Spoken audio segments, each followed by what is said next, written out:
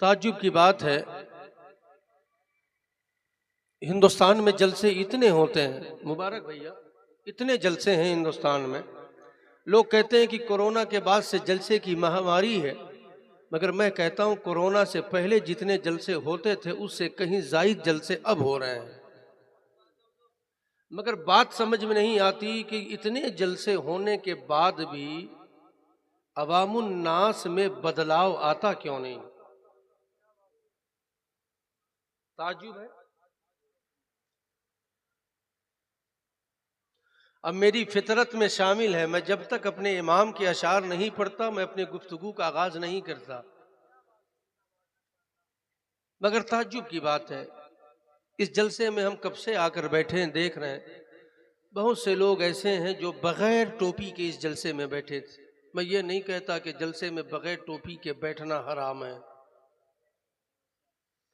हम ये भी नहीं कहते बगैर टोपी के जलसे में बैठना नाजायज है।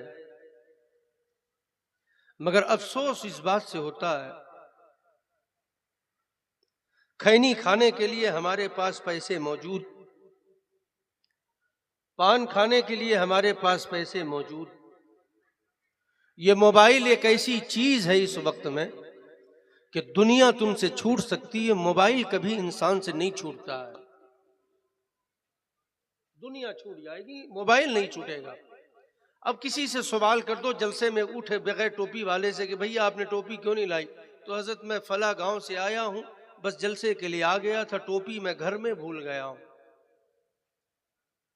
ये एक रिवाज हमारे बीच बन गया। मैंने कुरान मुकद्दस की आयत पढ़ी है, इंशाअल्लाह उस पर रोशनी डालूंगा। इमाम इश्क व मोहब्बत, कंजुल करामत, जबलुल इस्तिकामत, सुन्नियत की जान, आशिकों की पहचान, इमाम अहमद रजा खान फाजिल बरेलवी अली रहमतो व रिजवान इरशाद फरमाते हैं, अगर आप हजरत सुनने के मूड में हैं, अब बेदार हैं, तो एक मर्तबा मोहब्बत से कह दें सुभान अल्लाह, अल्लाह सलामत रखे। एक बात मैं ये अर्ज कर देना चाहता हूँ, मुबारक भैया, ये गालिबन दूसरी मर्तबा हम बलियास आए हैं, हमें इस बात का इल्म पहले भी नहीं था, आज भी नहीं है। हम आपसे पूछना चाहते हैं, अगर आपको इसका इल्म हो तो मुझे बता दें, बड़ी मेहरबानी होगी, मेरी रहनुमाई फरमा दें कि ये जो सामने ये जो बना हुआ है जिस पर लोग बैठे हैं, ये कुआं है कि क्या है, कोई स्टेज वगैरह है? वही पूछना चाह रहे हैं हम, हमारी इस्लाह फरमा दीजिए। हम तो कब से सोच रहे हैं कि ऐसा ना हो कि मुहर्रम में ताजिया ही वहीं रखाता हो, हम ये सोच रहे थे, ये हमारा अपना कयास है ना। मगर ताज्जुब कर रहे हैं, इतने देर से मौलाना आफ्ताब आलम गयासी ने कहा अल्लाह के वास्ते आगे आ जाओ, ताज्जुब की बात है। अच्छा, एक बात बड़ी जिम्मेदारी से कहते हैं, जो लोग वहां पीछे मेड़ में बैठे हैं ना दो पैर से, और जो लोग इसके ऊपर बैठे हैं अखाड़ा के ऊपर, जितना आदमी जन्नती होना चाहता है वो जलसा में आ जाए बीच में, जितना आदमी जन्नती होना चाहता है वो बीच में प्लास्टिक के ऊपर बैठ जाए, अब जो नहीं होना चाहता वो खुदे जवाबदार है। हम किसी से नहीं कहेंगे कि उछल के बोल नारे तकबीर और उछल के वो सो के बोल सुभान अल्लाह और मचल के बोल अल्हम्दुलिल्लाह, ये मेरी फितरत में नहीं। जिसको जन्नती बनना है बीच में आ जाओ।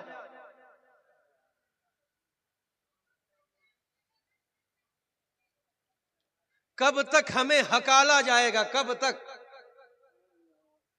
मिंबर रसूल पे उलमाए कराम बैठे, अगर तल्ख हो जुमला तो माजरत खा हो, मगर बस थोड़े से हक बोलने का आदी हूं।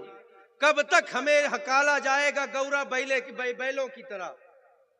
कब तक हमारे पीछे तुतारी मार कर हमें हकाल कर कहा जाएगा कि यही रास्ता तुम्हारे लिए बेहतर है? कब तक? ये मुस्तफा जाने रहमत सल्लल्लाहु अलैहि वसल्लम के कलमा पढ़ने वालों को कभी ये क्यों नहीं हकाल के कहा जाता है कि बिरयानी वहां नहीं इधर बनी है? इन्हें कभी ये हकाल कर क्यों नहीं कहा जाता कि लंगर उधर नहीं लंगर इधर है? इन्हें बगैर खुशबू के बगैर पते के ये एहसास हो जाता है कि लंगर का देग किधर चढ़ा है। हमें लंगर का देग तो याद था, हमें लंगर में पकने वाले जो एक एक जो चावल के दाने थे उसकी खुशबू हमें याद थी, मगर हमें ये याद नहीं था कि महफिल में बैठो तो कैसे बैठो। बुजुर्गों से तुमने सुना नहीं, उलमा से तुमने सुना नहीं कि जहां अल्लाह और उसके रसूल का जिक्र हो फरिश्ते अपने परों से उसको ढांप लेते हैं। अब कोई कहेगा कि हजरत हमने तो ये भी सुना है कि फरिश्तों के पर जो है बड़े लंबे होते हैं, तो हम अगर मेड़ पर बैठे थे तो वहां तक भी पहुंच जाता, अगर वहां तक भी पहुंच जाता तो फिर चटाई बिछाने की जरूरत क्या थी। ताज्जुब की बात है, एक तो हम बैठे 2:45 गालिबन बज रहा है, घड़ी देखिए 2:45 बज रहे हैं, हम बैठे, उसके बाद आधा आदमी उधर बैठा है चबूतरे में, आधा आदमी उधर बैठा है। याद रखना, जब तक तुम ऐसे थे तब तक दुनिया में किसी की औकात नहीं थी जो तुम्हें जलील और रुसवा कर देता। मगर जिस दिन से तुम ऐसे हो गए हो ना, दुनिया समझ गई है। ये पहले एक थे, हम इन्हें बर्बाद नहीं कर पाते थे, अब ये बिखर गए हैं, अब इनके अंदर फूट डालो और राज करो। ये लोग जानते हैं इन्हें कोई चीज तकलीफ नहीं दे सकती है, इन्हें खाने की लालच दे दो ये दौड़े भागे चले आएंगे, इन्हें अलीफाफे में पैसों की लालच दे दो ये दौड़े भागे चले आएंगे। मगर यारो, कुरान में अल्लाह ने कहा था मुस्तफा जाने रहमत की मोहब्बत अपने सीने में तुम बसा लो। याद रखना, इस दुनिया में अगर कामयाबी चाहते हो ना, खुदा की कसम, न बिरयानी के देगों में कामयाबी है, न बड़ी बड़ी इमारतों में कामयाबी है, न बैंक बैलेंस में कामयाबी है, न ये बड़े बड़े गाड़ियों में कामयाबी है। अगर चाहते हो कि दुनिया में हम कामयाब हो जाएं तो मुस्तफा की इश्क की मोहब्बत का चिराग अपने सीने में जला लो, और जलाने के बाद इमाम इश्क और मोहब्बत सरकारे आला हजरत का वो फरमान, वो तराने के तौर पर गुनगुना कर ये जमाने वालों को बता दो कि उन्हें जाना, उन्हें माना, न रखा गए से काम, लिल्लाहिल हम्द, मैं दुनिया से मुसलमान गया। ये पैगाम सुना दो जमाने वालों को। मगर अफसोस का मकाम ये है कि हमें तो हकाला जाता है, हमें जलसों के लिए बताया जाता है कि हमें जलसों में कैसे बैठना है। नासिक मशहूर था अपने अंगूर की वजह से, माजरत चाहता हूं बलियास वालों, नासिक मशहूर था अंगूर की वजह से, भुसावल मशहूर था केले की वजह से। ये बलियास किस चीज से मशहूर है?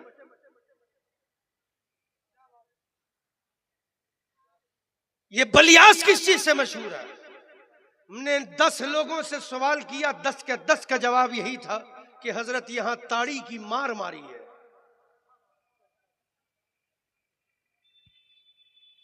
अभी मुझसे पहले मौलाना आफ्ताब आलम गयासी साहब ने खिताब किया, दुआ करता हूं अल्लाह ताला इनकी नस्लों को जन्नती बना दे। माशाअल्लाह माशाअल्लाह, बहुत अच्छा खिताब किया हजरत ने। अभी मैंने जब कहा कि यहां ताड़ी की मारा मारी, लोग हंस पड़े।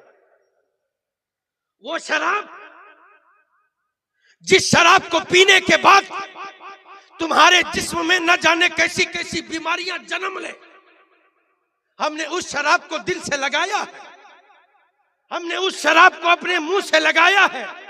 यार, इस शराब को छोड़, उस शराब के तरफ तवज्जो कर जिस शराब को पीने के बाद बीमारी नहीं आती बल्कि रूह में ताजगी आती है।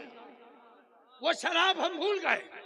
दुनिया की शराब हमें याद था, मगर वो शराब का हमारा ख्याल नहीं गया कि वो शराब कैसा शराब होगा।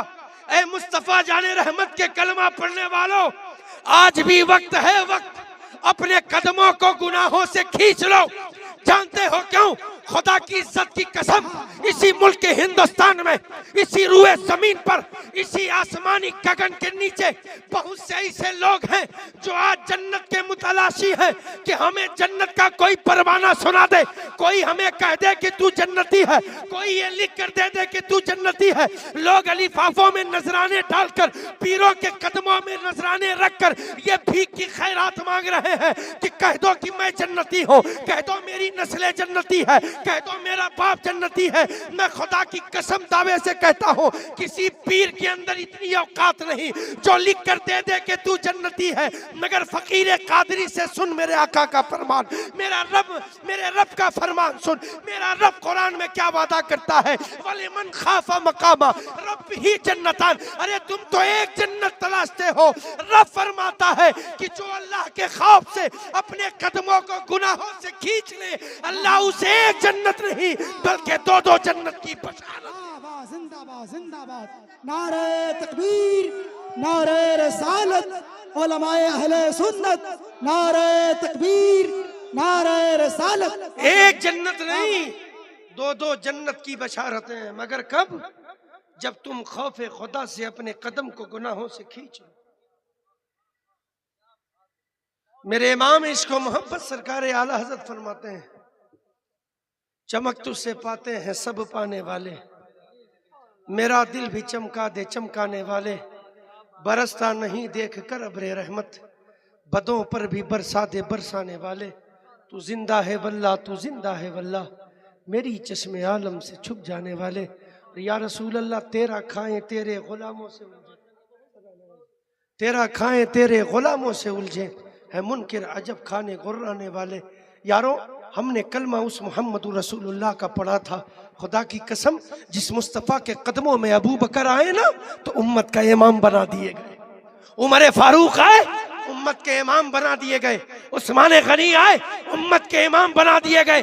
मौला अली आए, उम्मत के इमाम बना दिए गए। और तुमने दुनियादार से प्यार किया था, इश्क किया था, मोहब्बत की थी। यारो, अगर ये दुनिया से प्यार करने के बाद अगर तुम्हें रुसवाई नहीं मिलेगी तो क्या मिलेगी? अगर इस दुनिया से मोहब्बत करने के बाद अगर तुम्हें धोखा नहीं मिलेगा तो क्या मिलेगा? अगर चाहते हो कि मोहब्बत करने के बाद फिर मोहब्बत का बदला भी मोहब्बत से मिले तो बरेली की धरती पर बैठकर वो इश्क का कलंदर अहमद रजा हमें ये पैगाम देता है कि अगर चाहते हो कि इश्क करने के बाद हमें इश्क का बदला मिले तो ऐ इश्क तेरे सदके जलने से छुटे सस्ते, जो आग बुझा देगी वो आग लगाई। जिंदाबाद जिंदाबाद, माशाअल्लाह, वाह वाह वाह। इश्क करो तो मदीने वाले सरकार से करो यार। जब आका से इश्क करोगे ना तो इस प्यार में धोखा नहीं है, इस इश्क में धोखा नहीं है, बल्कि जब ये इश्क करोगे और दिल लगाओगे मदीने वाले सरकार से ना तो फिर फायदा क्या मिलेगा जानते हो? फायदा ये मिलेगा, हम तो कलमा पढ़ने वाले हैं। यहूदी का बच्चा, यहूदी का बच्चा, मुस्तफा करीम के चेहरे पर नजर पड़ी है, दिल की दुनिया बदल गई, दिल की कैफियत बदल गई। आकाए करीम के चेहरे पर जब नजर पड़ी ना तो मुस्तफ़ा जाने रहमत के कदमों पर सर रख कर कहा, मेरे माँ बाप आप पर कुर्बान, या रसूल अल्लाह अपने गुलामी में गुलाम को कबूल फरमा लीजिए। बच्चा यहूदी का है, तवज्जो चाहता हूँ मिंबर रसूल पर, बच्चा यहूदी का, मगर आका से कहे या रसूल अल्लाह गुलामी में कबूल फरमा लीजिए। सरकार की बारगाह में कभी मिसवाक पेश करे, आका की बारगाह में कभी वजू का पानी पेश करे, कभी सरकार के नालैन मुबारक सीधी करे। बस यही ड्यूटी, यही जिम्मेदारी उसकी थी। ये चलता चला गया, ये मामला बढ़ता चला गया। एक वक्त ऐसा आया कि लोगों ने जाकर उसके बाप से शिकायत कर दी कि तुम्हें मालूम है तुम्हारा बेटा मोहम्मद अरबी के दर की गुलामी कर रहा है। क्या कहा? तुम्हें मालूम है तुम्हारा बेटा मोहम्मद अरबी के घर की गुलामी कर रहा है। बाप ने बेटे को बुलाया, अब बुलाने के बाद सख्त जुमलों से कहा, खबरदार, आज के बाद अगर उस चौखट पे तूने कदम रखा तो ये पैर तेरे तोड़ दिए जाएंगे। तुम्हें किसी ने आज तक धमकी दी कि मुस्तफा का कलमा पढ़ना छोड़ दो? किसी ने आकर तुमको आज तक कभी धमकी दिया कि नबी से इश्क करना छोड़ दो? काश वो जो 313 थे, उन 313 में जिनकी लाशें मैदान जंग में जो शहीद हुए थे, जो कटे थे, काश अगर उन जिस्म में हमारे घर के भी किसी के जिस्म होते तब हमें एहसास होता। करबला की उस तपती रेत में इमाम हुसैन के जानिसारों के जिस्म जो उस गरम रेत पर जिस्म के एक एक अज़्व काट काट कर जमीन पर बिछा दिए गए थे। काश अगर हमारे घर के भी किसी के जिस्म के एक एक पार्ट्स काट कर बिछाए गए होते तब हमें दर्द का एहसास होता। मुस्तफा करीम ने रात रात उम्मत की याद में आंखों से आंसू बहाया। काश अगर एक रात हम भी रो लिए होते तब हमें दर्द का एहसास होता। मुस्तफा करीम के पंजाए मुबारक ये पत्थर से लहू लुहान किए गए। काश अगर हमारे भी किए गए होते तब हमें एहसास होता, न हमारे बाप पर तीरों तलवार के वार हुए, न हमारी माँ बहनों पर, न हमारे बच्चों पर, इसलिए हमें एहसास नहीं। यार हमने तो सोचा था टोपी दाढ़ी रख लेने का नाम इस्लाम है, बिरयानी के देग चढ़ा लेने का नाम इस्लाम है। खुदा की कसम, सिर्फ टोपी दाढ़ी रखने का नाम इस्लाम नहीं, बल्कि अल्लाह की वहदानियत और मुस्तफा की रिसालत का इकरार करने को इस्लाम कहते हैं। और जिसके दिल में मुस्तफा की इश्क अंगड़ाई ले रही हो वही सबसे बड़ा आशिक रसूल होता है। जिसके दिल में नबी के इश्क हो, मुस्तफा का इश्क हो, मगर हमारा दिल आज खोखला है मुस्तफा के इश्क से, खाली है नबी के इश्क से। हमारे दिल को झांक कर देखो तो हमारे दिल में प्यार है तो जमीन का, इस दिल में प्यार है ऊंची ऊंची इमारतों का, इस दिल में प्यार है बैंक बैलेंस का। काश ये दिल इश्क मुस्तफा का मदीना तो बन जाता। यहूदी का बच्चा है बच्चा, आज हर माँ इस पुरफतन दौर में इस ख्याल में लगी हुई है, मेरे बेटे की आगे की जिंदगी कैसे बनेगी, मेरे बेटे के मुस्तकबिल का क्या होगा, यह हर माँ ख्याल करके बैठी। मगर जरा उस माँ से पूछो तो सही, ऐ माई तेरे घर में जो आने वाला लुकमा है वो लुकमा हलाल का है कि हराम का है? जरा ये पूछो तो सही, तुम्हारे घर जो लुकमा आ रहा है ये हलाल का है कि हराम का? मुबारक भैया, बड़ी जिम्मेदारी से एक बात कहते हैं, पहले का दौर ऐसा था कि सुनाने वाला एक था, सुनने वाले लाखों थे। सुनाने वाला एक था, सुनाने वाले लाखों थे, मगर वो एक जब सुनाता था ना तो खुदा की कसम हजारों की दिल की दुनिया बदल जाती थी। मगर आज सुनाने वाले हजार हैं, सुनने वाले कुछ हैं, मगर कहने वाला जब कहे तो बात किसी पर असर क्यों नहीं करती? एक सवाल है ना मौलाना साहब कि तकरीर करने वाला तकरीर करके चला जाए, तकरीर करने वाला तकरीर करके चला जाए, उसके बावजूद किसी को इसका जर्रा बराबर भी फर्क क्यों नहीं होता? तो एक बात जिम्मेदारी से कह देना चाहता हूं कि अगर किसी को उलमा की तकरीर सुनने के बाद अगर वो बात हजम ना होती हो और उस पे वो बंदा अमल पैरा ना होता हो तो पहले वो अपने गिरहबान झांक कर देखे, अपने घर को देखे वो कि उसके घर के अंदर कहीं हराम की कमाई तो नहीं आ रही है। क्योंकि जिस घर में हराम की कमाई आएगी उस घर में बरकतें कभी राज नहीं कर सकती। और करीम आका फरमाते हैं जो हराम का एक लुकमा खा ले, एक लुकमा, 40 दिन तक उसकी कोई इबादत कबूल नहीं। दिल पे हाथ रख के बलियास वालों जवाब दो। आज हम जब पैसा कमाने निकलते हैं तो हम फर्क करते हैं हलाल और हराम में कि ये हमारे लिए हलाल होगा कि हराम होगा? हम फर्क करते हैं? नहीं करते फर्क। हमें फर्क करना चाहिए। सरकार की बारगाह में गुलामी के लिए आया था, कान भरने वालों ने कान भर दिया। बाप से कहा, बाप ने कहा खबरदार दोबारा कभी अगर ये कदम उस दरबार की तरफ बढ़ गए तो ये कदम तोड़ दिए जाएंगे। बच्चा घर के 4 दीवारी के अंदर कैद हो गया। जब कैद हुआ ना तो बाप से कुछ नहीं कहता था। दिल के कान से सुनना, दिल के कान से। इसके मुस्तफा जब सीने में हो तो फिर फायदा क्या मिलता है?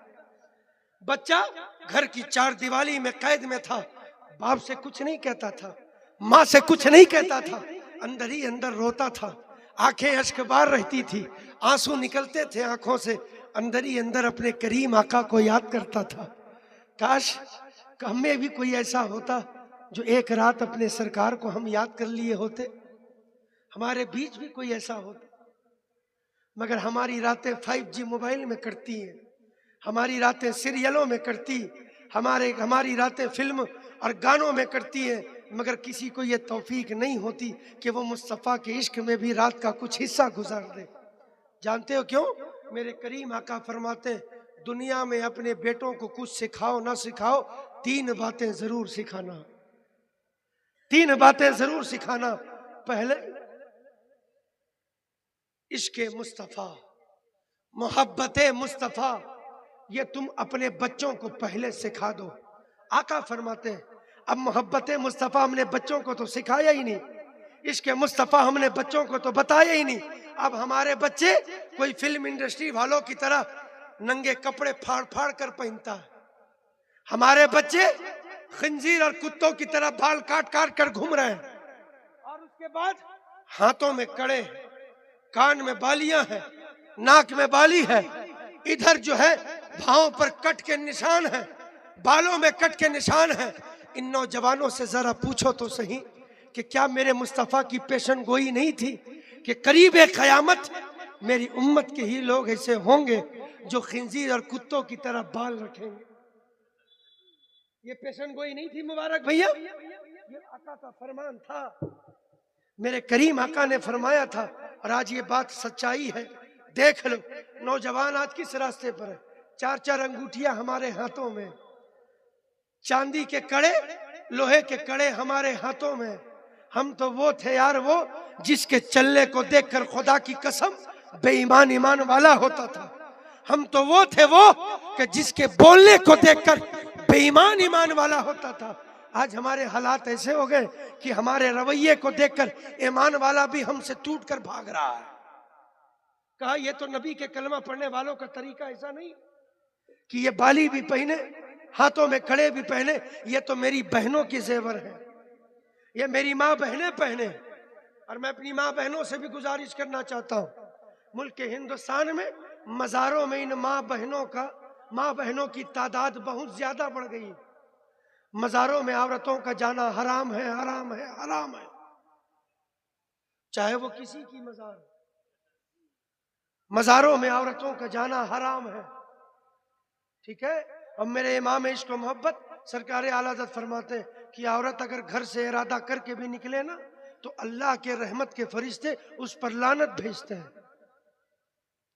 अब मेरी बहन बेटियां सीना तान कर डरावेगी तो किसको डराएगी? एक शौहर ही तो है मुबारक भैया, एक शौहर ही तो है जिसे डराएगी। इसके बाद तो कुछ बचा नहीं, कहेगी मुझे भी साथ लेकर चलो। शौहर जानता है अगर लेकर ना चला तो कल मेरे खिलाफ खड़े होकर कोई ना कोई आवाज उठाएगी। शौहर मजबूर होकर कहता है मगर ऐ मेरे भाइयों, फकीर कादरी तुमसे कहता है ये पर्दे की चीज है, इसे पर्दे में रहने दो, ये पर्दे की चीज है, इसे पर्दे में रहने दो। ये तकरीर का वक्त नहीं है, मैं तकरीर नहीं दर्द दिल बयान करना चाहता हूँ। आधा घंटा हम बोलेंगे, इंशाल्लाह मुबारक भाई माइक पर होंगे। ये वक्त तकरीर का नहीं है, मुझसे पहले तकरीरें हो चली। चार दीवारी पर बच्चा बैठकर सिसकियां ले लेकर दम भर कर रोए, मगर न कभी बाप से शिकवा किया, न कभी माँ से शिकायत की है। हत्ता के वक्त ऐसा आया कि बाप बड़ा पैसे वाला था, बड़े बड़े हकीमों को बुलाया, तबीबों को बुलाया, कहा जरा देख लो खुदा के वास्ते मेरे बच्चे की तबीयत खराब है, ये बच्चे को ठीक तो कर दो।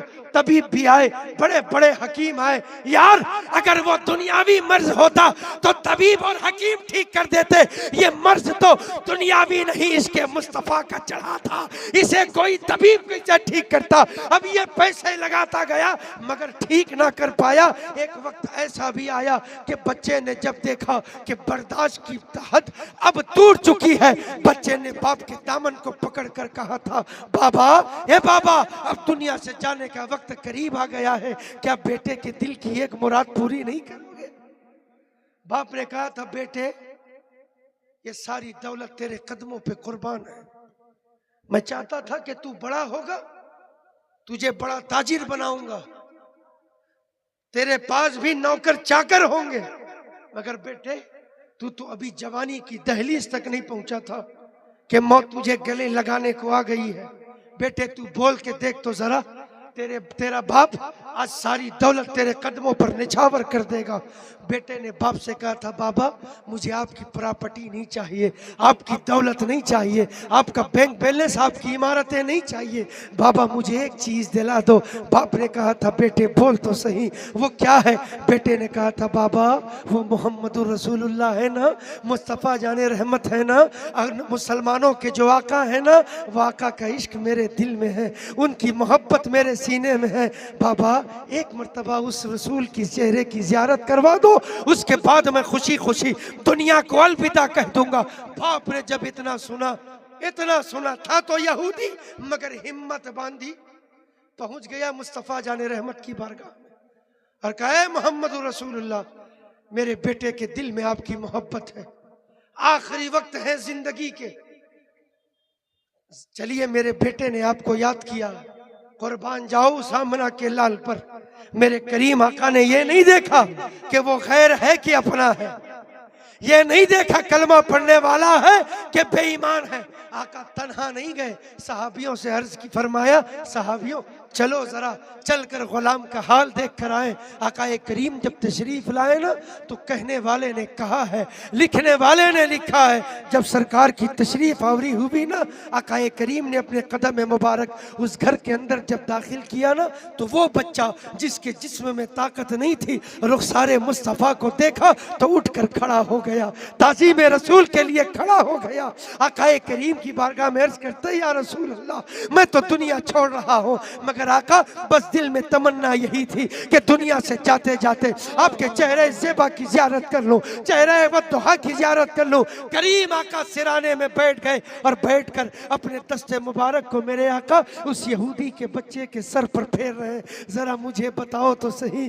वो कितने किस्मत वाला है जिसके सर पर नबी करीम के दस्ते मुबारक फिर रहे हो, वो कितने किस्मत वाला बच्चा होगा। आका करीम अपने दस्ते मुबारक फेर रहे, फेरते फेरते मेरे करीम आका ने फरमाया, सहाबियों अब इसे इसी हाल पर रहने दो। आका जैसे ही तशरीफ बाहर लाए ना, खबर देने वाले ने खबर